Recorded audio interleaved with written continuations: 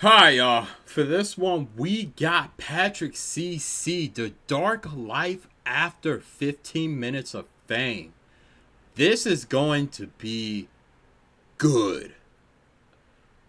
Because this is something that is current. But not only current, but this is something that so many people seek. And we might not understand all the consequences of, just cloud chasing or whatever that may be. So let's go ahead and get up into this. Let's see what we got. Patrick CC. Whether they wanted to be famous or it happened by accident, these viral stars went from regular people to having millions of followers overnight. However, the quicker the rise, the sharper the fall. And today we are going to discuss how these people used their 15 minutes of fame and how nearly all of them ended in disaster. Starting with the Backpack Kid, who is a perfect example of making all of the wrong decisions during a brief stint in popularity. Before TikTok became the go-to app to share mediocre dance moves to a global audience, 16-year-old Russell I remember this dude, the Backpack Kid.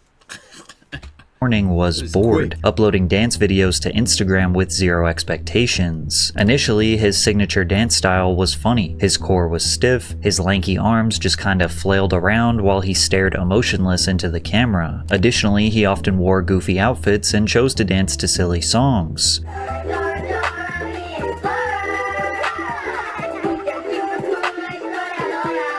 Russell was extremely recognizable after watching just one video, which led to him gaining a small following on IG. But his entire life changed when Rihanna posted one of his videos to her 54 million followers. She tagged Russell in a post celebrating her Grammy nominations, and he gained over Dang, I didn't know Rihanna 40,000 followers in one day. To capitalize on the momentum, Russell pumped out as many dance videos as he could, skyrocketing him up to over 500,000 followers. There was one particular dance, called the Floss, that seemed to get him the most views, with many people falsely crediting him as the inventor of the move. However, his videos were not getting shared because he was an excellent dancer, but rather because he was a meme. Whenever he did collaborate with other dancers, he was often seen as the weakest one. Despite this, opportunities were being thrown his way because of his follower count, like when Katy Perry personally requested that he dance for her Saturday Night Live performance in May of 2017. Russell Bro, what in the world? You have no idea what could pop off, what could go viral, man. It's like Eminem say, "When is your moment? Are you gonna capture it?" Absolutely stole the show, flossing aggressively while staring deadpan into the souls of millions of live viewers. He also strategically chose to wear a backpack, rebranding himself as the Backpack Kid. The SNL appearance gained him millions of followers, and the floss became a global dance craze. The Backpack Kid was an internet sensation, but he made a few key mistakes that ultimately led to his downfall. Firstly, Russell took every interview and press opportunity he could get. Viral stars will get thousands of dollars thrown at them just Ooh, I know that's bad.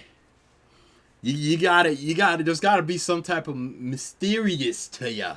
You gotta play it out a little bit. Not that I know. To do collaborations with media outlets, podcasters, or live entertainment companies. So what, you just getting paid to go show up at parties and shit like that? Yeah, clubs and parties and festivals and performances and stuff. So you just pop out on stage, you do the dance, everybody goes crazy.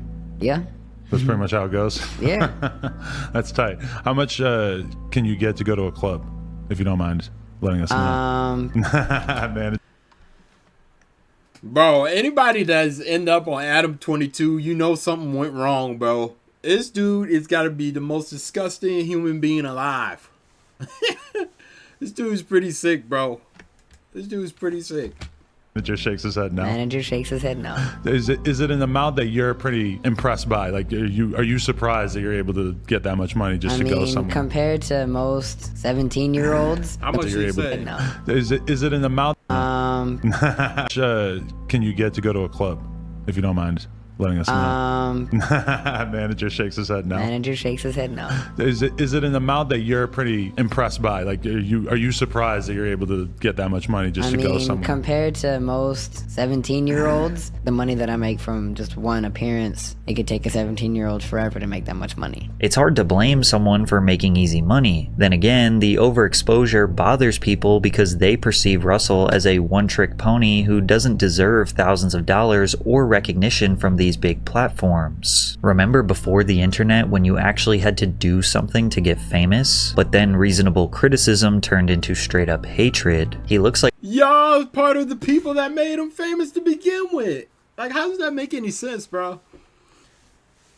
Like, I get it. Like, you be mad, you be upset because what you did didn't work. You know what I mean? What you did didn't work. You could be mad, you could be upset, but dang, bro. like one of those inflatable aliens you win at an amusement park. This kid man-child thing scares me. Since he became famous for literally one thing, he had to branch out and try to find other ways to entertain his audience. So he decided to pursue music, releasing one of the worst songs of all time, Flossin'. Although Russell claimed that he was passionate about music, his songs felt like someone who was barely trying or maybe even just joking, rather than a serious artistic endeavor. Virality made Russell feel pressured to just keep doing what is paying the bills, so he resorted back to his one dance move, which ultimately led to a situation where he tried to perform on a stage that he was not wanted on.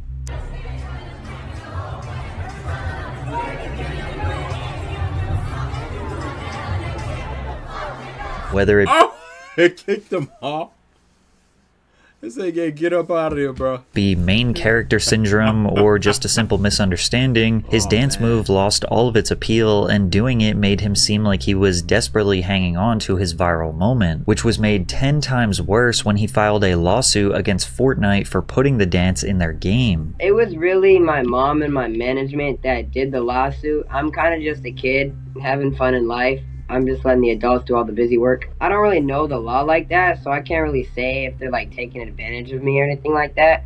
But like from a mom standpoint, like a manager standpoint, they think that they're taking advantage of me. A couple days after the lawsuit was filed, videos dating as far back as 2011 were resurfaced showing people who were doing the dance long before the Backpack Kid. I was just about to say, I don't think he created that dance, man. And even if he did, man, how does that work? How does that work? So if you create a dance, nobody can do that dance? Huh? Simply put, he did not own the dance, and many viewed it as one final attempt to cash in on his fading relevance. Unsurprisingly, Russell and his team voluntarily dismissed their lawsuit shortly after. The Backpack Kid's 15 minutes of fame were officially over, and despite being hated by the masses and falling off to the point where he receives less than 1,000 views per video, these days, Russell actually seems happier than when he was at his peak. I low-key, He's pursuing music more seriously and remains dedicated to pushing out a positive message to the world. But as I got older, I started having a more mature mindset on money. I realized that it's important to choose good decisions on how to spend your money.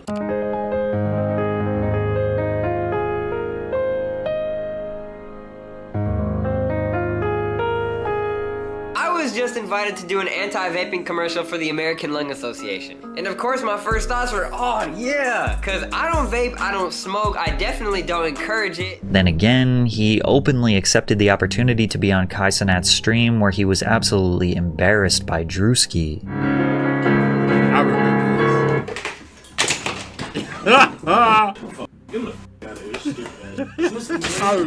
Sure, this was just a skit, but Russell was the butt of the joke once again. Becoming a viral star at age 16 is definitely difficult to manage. Maybe he was just young and misguided. However, the same justification cannot be made for Salt Bae, who is a grown... Yeah, he's probably young, misguided, but he's also a kid too at the same time, so it's like, dang, bro. I can't knock him for... He did something, it worked, it popped off, it worked. So be it, bro. It's not like he did something like crazy bad. Like, you know what I mean? He just danced. He just did a dance.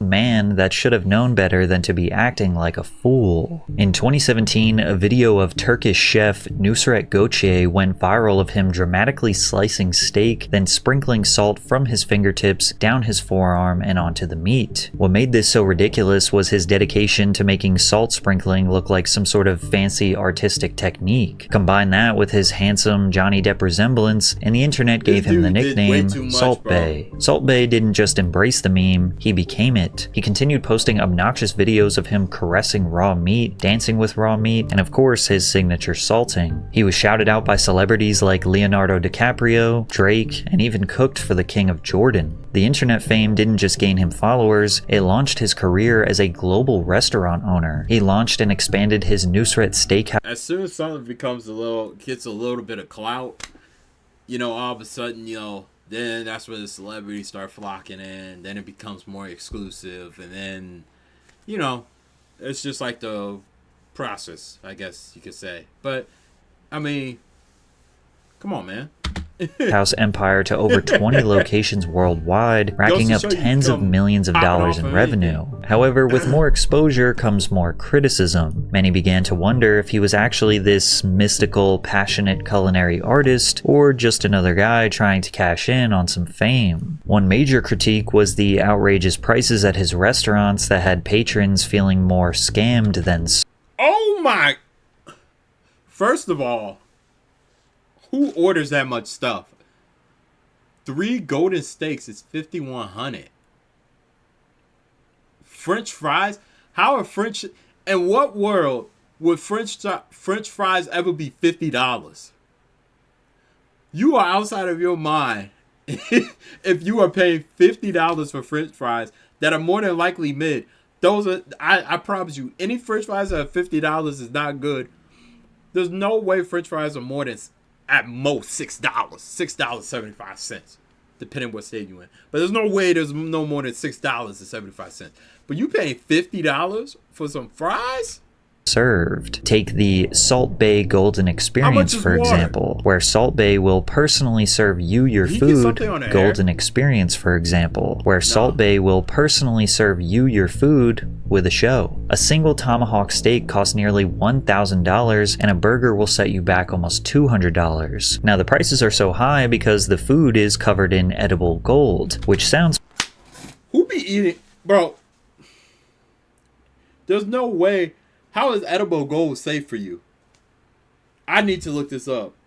Is edible gold really safe? Edible? What is edible gold made of? Is edible gold safe to eat?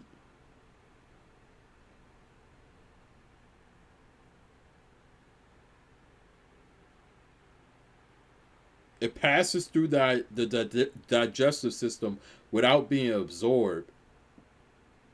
What in the world? I ain't trusting it, bro.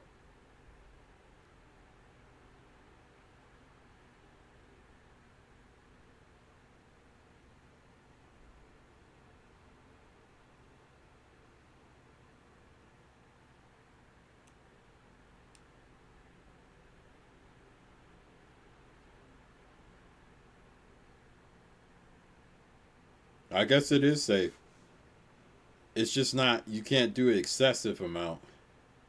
I just find that crazy, bro. My bad. It's fancy until you find out that the gold is worth a measly $10. Then again, rich people blowing insane amounts of money on dumb things isn't exactly shocking. If anything, it fits his brand perfectly. This is the guy who made something as simple as sprinkling salt look like Michelangelo chiseling the final details onto David. However, the real reason people turned on Salt Bae was much more embarrassing than a $200 burger. At the 2022 World Cup, after Argentina defeated France, Salt Bae somehow ended up on the pitch celebrating the victory with the team. How did he even get there? Cameras caught him pulling on Messi's arm, practically forcing him into a handshake. Messi, the greatest football player of all time, clearly was just wanting to move forward, but Salt Bae would not let go. Messi finally gave in and shook his hand just to get it over with, but Salt Bae held on tight and pulled him into a photo. You can see it all over Messi's face that he had no idea who this guy was or why he was even there. It was clear clear Salt Bae was trying to steal this big moment for himself. But it gets worse. He grabbed the World Cup trophy like he won the damn thing, and even did his signature salt sprinkling move over it. As if that wasn't cringy enough, he was posing for pictures with players with their medal.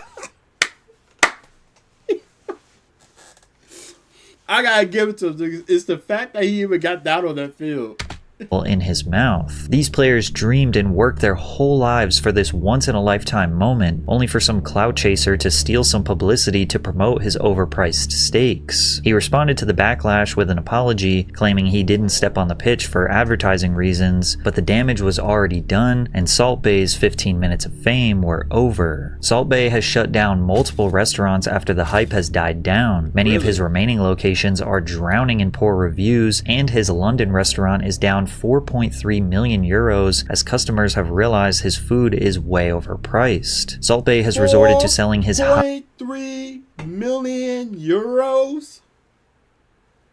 Bro, I'm telling you, how in the world does this dude get away with charging people $50 for some fries? Tell all them people that would sit there, Leonardo DiCaprio and Drake, tell them all, King Jordan, tell them to go back to his restaurant, bro.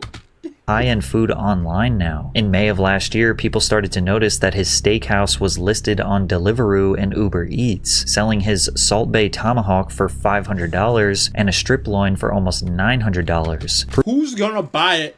First of all, Proving he really hasn't learned from his critics. Then again, there are plenty of rich people out there willing to waste money on overpriced food just because they can, and his virality and social media following alone will easily keep him in business for the rest of his life. But if you think Salt Bae was making a fool of himself, it doesn't even remotely compare to the Island Boys, whose fall off is much more disgusting than you could ever imagine. The Island Boys are a duo made up of twin brothers Alex Fly Soldier and Frankie Kodiak Red, two aspiring Florida men covered in face tattoos who blew up overnight in 2021 after they posted a TikTok video of them freestyling in a hot tub. Oh, I'm an island boy.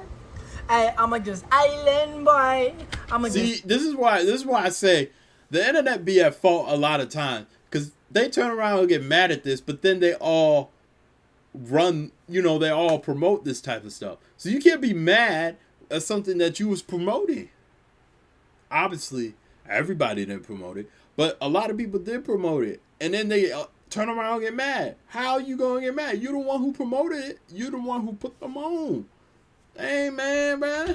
Ain't on there. Like, come on, man. People couldn't decide if the tune was the worst thing they'd ever heard or low-key kind of a banger. I'm an island boy. What is happening? I don't know and ain't trying to understand it. Plus, hip-hop has a history for blowing up artists who ride the paper-thin line between trash and fire. Rapper Kodak Black even offered them a record deal after their viral video, which is insane because this wasn't even a real song yet, just two goofballs mumbling in a hot tub. They turned down the deal, claiming that they wanted to stay independent, but this was a huge mistake. They believed they could make it on their own talent, but if we're being honest, most of their fame came from people clowning them. I played this song at my sister's funeral. She got out of the casket to shut it off. Thank you, Island Boys. This is the 0.01% of germs that bleach can't kill. When they decided to finally cut the record over a beat and released it with a music video, it was somehow worse. This the type of hidden talent that should absolutely remain hidden. Like many other viral stars, they were paid to do appearances at clubs, which became a prime example of when social media meets reality. At Miami's Club Live, the audience began booing the Island Boys on stage.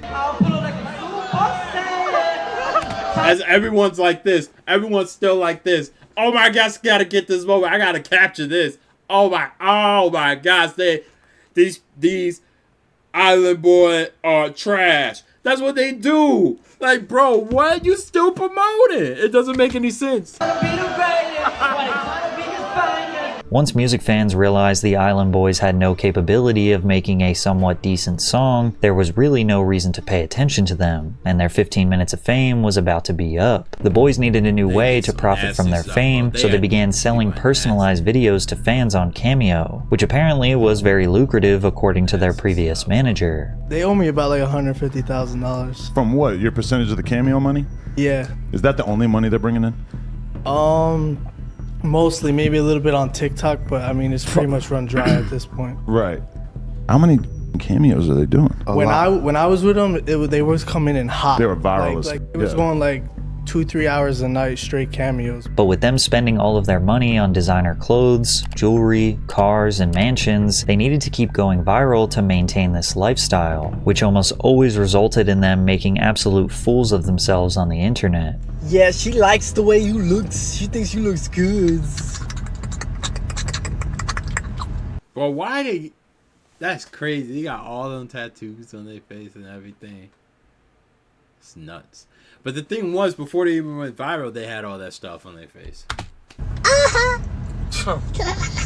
They also might have needed some money to hire security because the gangster persona was not convincing enough. And I was slapping. I ain't argue with you. I'm a real gangster. You was a... In what could only be called an unhinged move, and in hindsight, the final nail in their career's coffin, the Island Boys launched a Fansly, which is basically just an OF. And it wasn't just embarrassing, it was downright sickening. In 2023, the Island Boys posted a video of them kissing each other in a publicity stunt to market their NSFW content. Instantly going viral for the second time, the video got them a huge amount of backlash, with many calling it outright incest, which it is. The twins insisted it wasn't sexual and was only meant to get a reaction, claiming that they just wanted to see how effed up this world is. And it turns out You the... See what I mean, man? See what I mean? oh, they were right about this world, because after their kissing stunt, it was reported that the Island Boys made almost $400,000 in 3 months.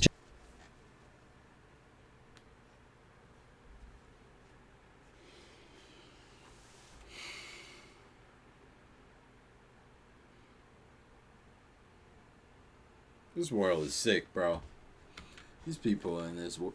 Nah, forget the world. This side is sick, bro. Just on their NSFW content, temporarily funding their lavish lifestyle. But of course, this resulted in more public humiliation. What's going on with the shit that's with you two kissing each other and shit? Bro, shut your ass up before I break this. Dude, hey, yo, that ass. How they gonna get mad? You did it. That ass, I would love to see you try that shit. Bro, what are you talking about? I would love to see you try that shit. Who the f*** are you standing up in front of the Bro, what? Oh my god! The desperate attempts to remain in the spotlight, combined with a severe lack of talent and expensive lifestyle, has led to incredibly lows for the Island Boys. Kodiak Red was arrested for drug possession and an illegal firearm during a traffic stop. During the stop, a plastic bag containing white pills was found on the passenger side floorboard in plain view. The pills were identified as oxycodone. A further search of the vehicle uncovered a brown handbag containing a handgun with its serial numbers removed, along with a cut straw with a white powdery substance. These days, they pretty much spend all of their time promoting their NSFW content, and trust me when I say they went much further than just kissing each other. And if we're being honest, this will likely remain a consistent income stream for them, as there are definitely still a ton of people out there that are willing to pay to see this type of degeneracy. Who is what? But unlike the Island Boys, sometimes we actually find ourselves rooting for a viral star. We hope that they become successful after their 15 minutes are up, like the case of Mason Ramsey, who became a breakout star when a video went viral of him yodeling in the middle of Walmart in Harrisburg, Illinois.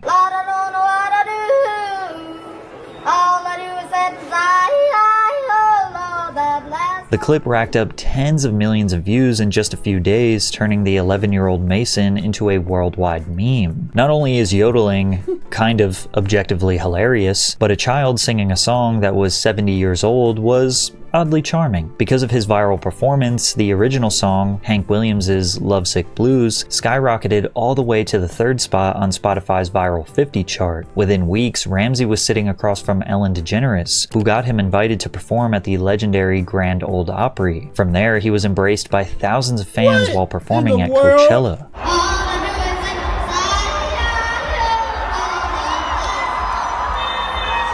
Major record labels noticed his potential, and eventually Mason would secure a deal with Atlantic Records and Big Loud. The minute Mason and his family walked into Big Loud, I knew we had to work with him. He is a star, but most importantly, he is a down-to-earth kid who loves country music. The Ramseys are an amazing family from a small southern Illinois town just like me. We understood them and their goals and simply fell in love with their story and vision. Proving that he wasn't just a meme, his debut single, Famous, secured the #4 spot on the Billboard Hot Country Songs and peaked at number 62 on the Hot 100. But viral memes naturally have an expiration date, and soon Mason Ramsey's 15 minutes of fame were over. When the pandemic hit, it forced Mason to take a step back. However, he used his time away from the spotlight as best as someone could in his position. While his voice was maturing, he focused on refining his talent, writing music, and finding his own sound beyond the yodeling kid in Walmart that made him famous. Mason released 3 EPs that gained over 500 million streams combined and secured hundreds. That's not bad.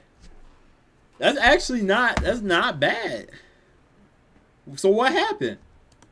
Hundreds of millions of views on his music videos. By 2024, at 17 years old, he decided it was time to take the next step in his Does he not look like the Kid Leroy?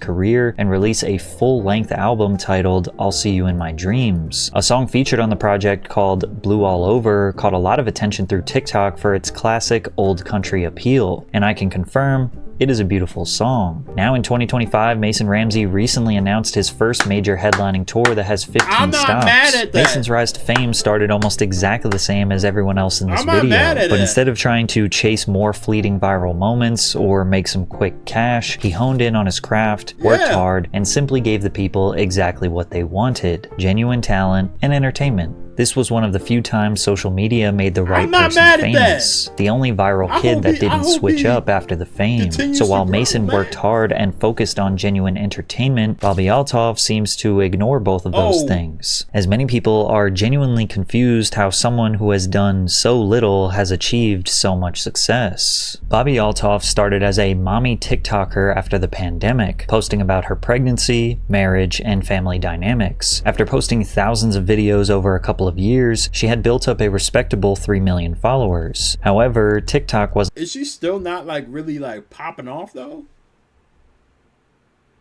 Is she still not like popping off kind of? I feel like, I don't know. Maybe it's not her, maybe it's just that, I don't know. Wasn't paying the bills, and her marriage wasn't doing too well, so the wholesome family content was about to come to a screeching halt. She said, "I saw this video of a girl talking about how much she made from her podcast, and I think I mentally decided that she made at least $300,000 a year on her podcast alone. And I was like, that's what I need to do next. I need a podcast." Her large following helped her land her first celebrity guest, Rick Glassman, who is a comedian and actor. And in the first podcast, fans got to see— Okay, so then that's not that far-fetched. That's not that far-fetched. If she had a large following for making parent content before, and then she uses that as leverage to get her first guest on there who's popular, who's a celebrity on there, and then continuously grab different I don't see how that's very far-fetched. Did I hear that right, or am I hearing something wrong? Bobby in a totally new light. She was seemingly a socially awkward valley girl, giving off the vibe that she didn't even want to host her own podcast. The way your eyes are looking, it seems like you're not listening. I'm listening. Do you care? No, I do care. It's just really bad when you sing. I'm not a singer. I'm just trying to get the story across to you. Thank you. I hear it. I got it. In her second podcast, she hosted comedian Funny Marco, who had great comedic chemistry with Bobby. Funny Marco's comedy style often makes others feel uncomfortable and awkward, so the two were essentially battling it out in an interesting back and forth. Sound like, who are you? Like, where'd you? Who am I? Yeah. Is that a serious question? I have more followers than you on TikTok. Marco's humor combined with Bobby's dryness and innocent personality makes this so hilarious, highly entertaining. The episode quickly earned nearly 1 million views, and clips of it made the rounds on social media. The mini virality caught the attention of Drake, who followed Bobby on Instagram. I DM'd Drake and asked if he wanted to be on my podcast, and he said yes. He sent me his touring schedule, and I knew that I needed to make it happen fast. So my friend and I flew to Memphis 2 days after the original DM was sent to record record the episode. Her podcast with Drake earned 1 million views in the first 24 hours and introduced her to a massive mainstream audience. Drake rarely does interviews, so this one, alongside some random girl while laying in his bed, made people extremely curious. Am I your type? I'd do it. Thank you. But hold on, the weird part about the whole thing is like, why are they in the bed, bro? Whose idea? And if you the husband back home, bro, I know you crashing out, bro. There's no way, bro. Thank you. And wait, what shirt does he have on? Laying in his bed made people extremely curious. Am I your type? I'd do it. Thank you. I'm just saying, like, you know. I flew all the way here. You did. I really do appreciate on my that. daughter's first birthday. I wasn't going to bring that up. Mm-hmm. You missed your daughter's first birthday for To be here. Dark. Regret that you'll never be able to undo. Yeah. Horrible parenting. Where's your son? Somewhere safe, and it's not his birthday. When's his birthday? What does it matter? It ain't today, honey. Don't call me honey. Clips of their awkward interactions flooded TikTok, and overnight, Bobbi Althoff became a household name on social media. After the Drake episode, securing high-profile guests became easy. She had on Lil Yachty, Tyga, and even Mark Cuban. Her style of bored, sarcastic humor became her signature, and people seemed to love it. But just 3 weeks after the Drake interview was posted, which now had over 10 million views, it was mysteriously deleted from her page, and he unfollowed her on Instagram, sparking a ton of speculation. While fans were trying to figure out what happened, people were reminded that Bobbi skipped her daughter's first birthday to interview Drake, which didn't seem to sit right with people, especially because Bobbi used to be a mom-focused TikToker. When Drake calls you a horrible parent, you know you effed up. Rumors also spread that Bobbi slept with Drake and divorced her husband just to do the interview, which she vehemently denied. But it is true that she divorced her husband, but the reason her and Drake's relationship soured was never revealed. So many people came to the conclusion that she was nothing more than an industry plant, basically meaning that she didn't organically earn her virality, but rather she was handpicked by people behind the scenes and artificially pushed into the spotlight, using Drake's fame as the catalyst. The main piece of evidence for this theory was that she signed to the WME Talent Agency, one of the biggest talent agencies in the United States, representing a ton of Hollywood figures, including Drake. Well, you got a great agent, and you got a great agency, and you got great guests. Regardless if the rumors were true or not, it gave even more of a reason to dislike Bobbi, and her comedic style got old very quickly. Listening to her uninterested voice is like nails on a chalkboard, and while most of her interviews she is the one driving the conversation, there were frequent moments where celebrities got tired of her shtick mid-conversation and turned the tables on her. Damn, I'm trying to get you to play. You lost in the sauce. You ain't shaking my hand. We finna get you to 25 million. You know what I'm saying? Just a little sprinkle. Have a great day off that. Just a little seasoning. All right, you can leave now. This is my hotel. I paid for this motherfucker.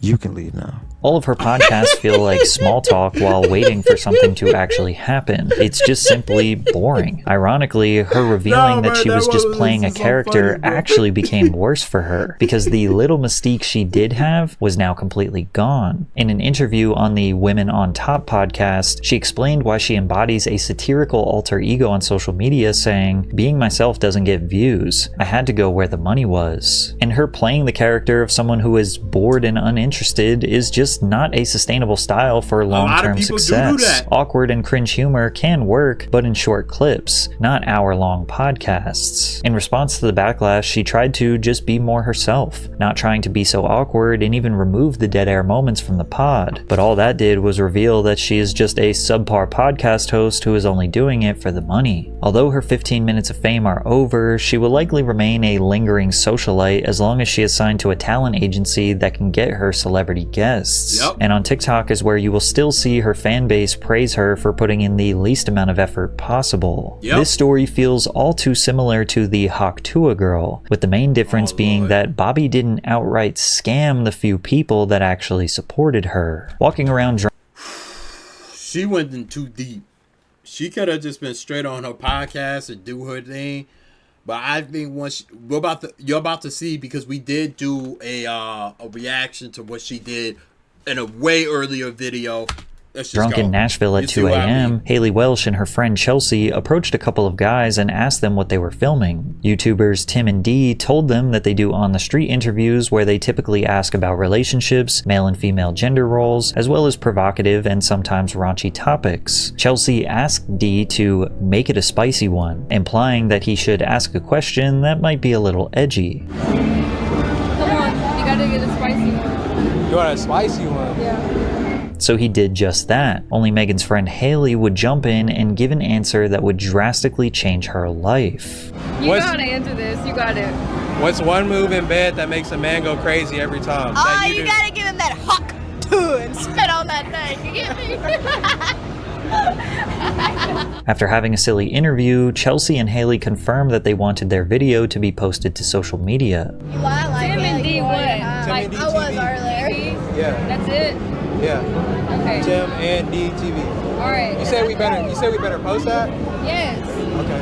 Post it through. All right. She said we better post it. So don't come back trying to tell me, hey, take it down. I'm gonna sue you. This, that, the third. Tim and Dee how ironic. Posted the video to their Instagram account, which had tens of thousands of followers, and the clip immediately went viral, securing 1 million views on the first day and over 5 million views on the second day. The post spread like wildfire, being shared across countless meme pages and pop culture news reporters. The comments read, "She's a national treasure. Keep this woman safe. I'm moving down south. I'm tired of these Northeast women."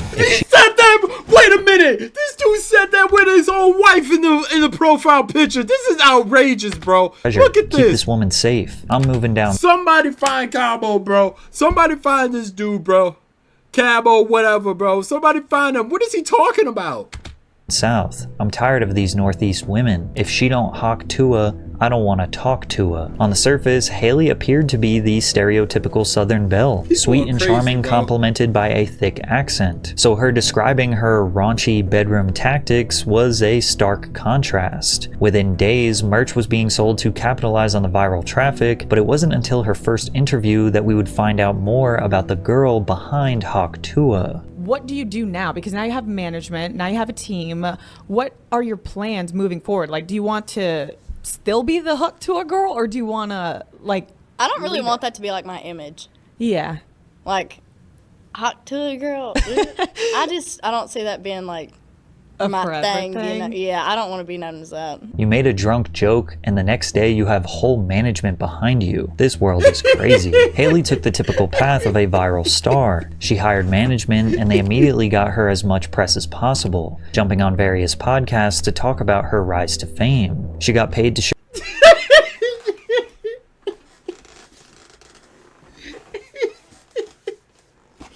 Bro, there's no way this world is real, bro. There's no way, bro. Up at events and hung out backstage with celebrities. She was being amplified to unimaginable levels, with Rolling Stone calling her a charming Gen Z Dolly Parton who's as long as I don't know. Wait. I will wait. rightfully becoming America's sweetheart. Keep in mind that Dolly Parton is a generational talent who sold 100 million records in her career. Rolling Stone, of all publications, making that comparison just shows how they will say anything for clicks. And while many people thought that Haley would start an OF to cash in, she decided she wanted to use her fame for good. Everybody in the comments is saying how I have 15 minutes of fame, and if that's the case, then I'm going to spend it doing something good. Today, we're taking all of this down to the local animal shelter and donate. People were convinced they made the right person famous, but most viral stars struggle to earn a consistent income from their newfound fame. So in order to secure a sustainable revenue source, she launched the Talk to a podcast. Okay, and alright. Okay, check me out. And there's nothing wrong with that. Now, there's nothing wrong with that. That's cool, you do your thing, you talk to her, you know what I'm saying? You do your thing, but check it out. And immediately the jokes came flooding in. Hot to. Like an emphasis on like to.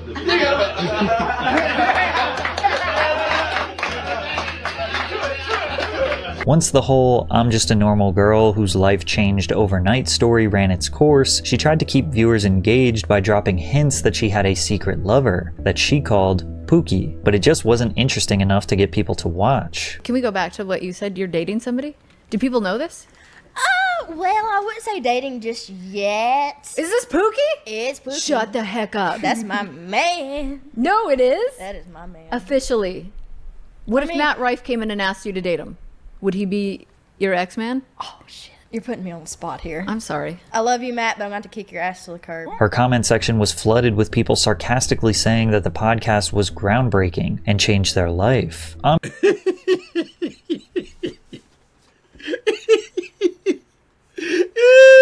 Bro, people be trolling, bro. People be trolling to the max, bro.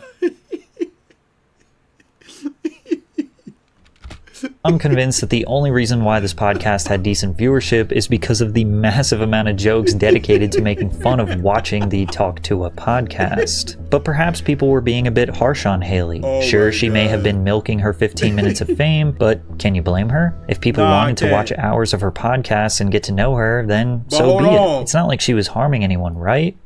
Wrong, because Haley would make a decision that would officially destroy her career. On December 4th, 2024, in collaboration with the Web3 platform Over Here Limited, Haley launched her own meme coin called Hawk. The coin was marketed as a revolutionary cryptocurrency project. Within 15 minutes of its launch, I don't know how people still fall for this. Let me just be honest.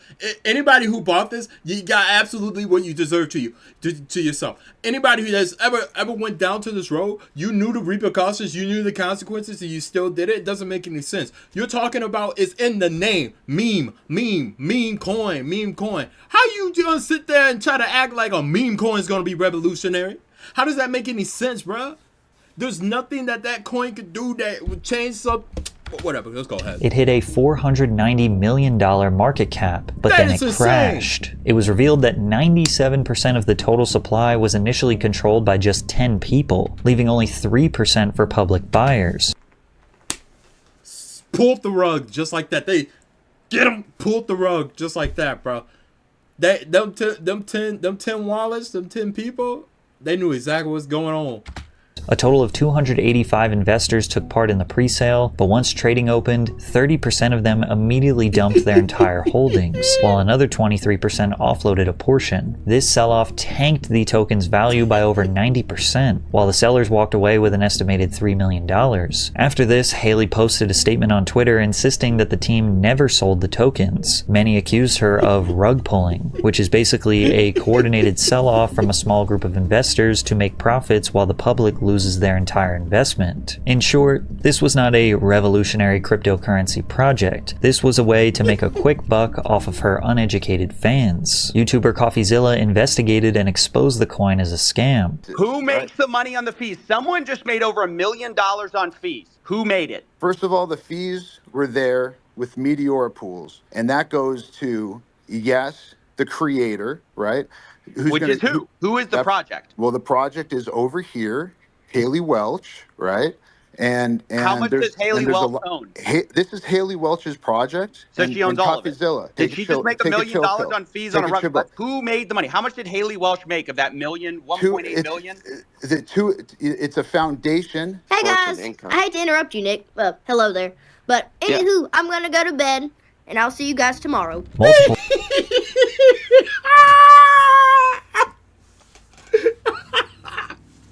Yo, man, the internet is not real. This is not a real place, bro. Oh my gosh, bro. There's no way that these people bought it.